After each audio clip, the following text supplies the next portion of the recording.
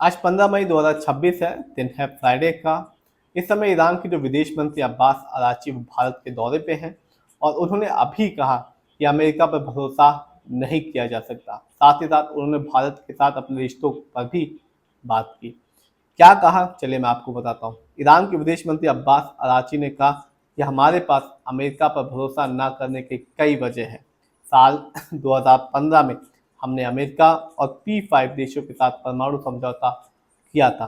उस समय पूरी दुनिया ने इस समझौते का स्वागत किया था, लेकिन जैसे ही एक साल के बाद अमेरिका में डोनाल्ड ट्रंप की सरकार बनी, वो ये सरकार इस समझौते से पूरी तरह से पीछे हट गई।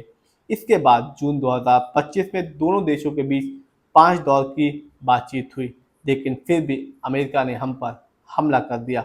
इस साल भी 3 दौर की बातचीत हुई।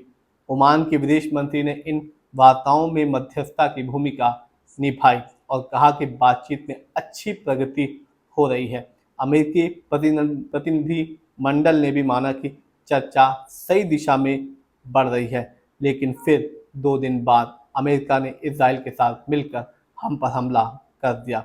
इसी वजह से हमें लगता है कि अमेरिका पर भरोसा नहीं किया जा सकता।